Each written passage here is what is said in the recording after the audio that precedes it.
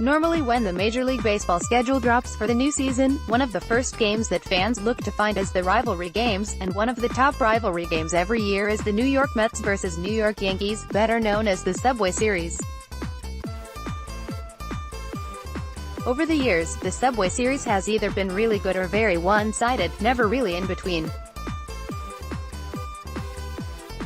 However, the focus for the rivalry is always on the regular season and never on who won the off-season. More often than not it is because a lot of fans aren't really thinking about the rivalry for two reasons. First of all, the Mets and Yankees rivalry isn't really the biggest one anymore, Red Sox anyone, and the other reason is that it's the off-season and most aren't really thinking about how their team compares to a team in the other league. The off-season is more often focused on divisional comparisons rather than league-wide comparisons, and though this might be a surprise, I have an opinion that might shock people. For me, looking at the off-season so far, I think it's been pretty equal as both the Mets and Yankees have addressed a variety of needs they had after the season ended. As it stands right now, both teams are better now than they were last year. However, if I had to give the edge to one team it would be the Yankees.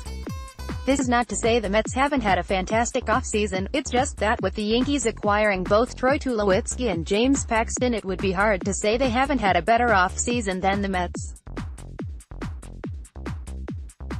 Though some critics might want to point out that Tulo has had problems staying healthy recently and Paxton is only helpful if he can adapt to his new ballpark, I think both these moves are very underrated. In my opinion, if Tulo can stay healthy and Paxton can adapt to his new home like Yahap did, then they will be looked at as two of the best moves the team has made in the last few years. Now, I don't mean to discount the steps forward the Mets have taken with the acquisitions of Robinson Cano, Edwin Diaz, and Wilson Ramos, as they were among the best moves the teams could have possibly made this offseason.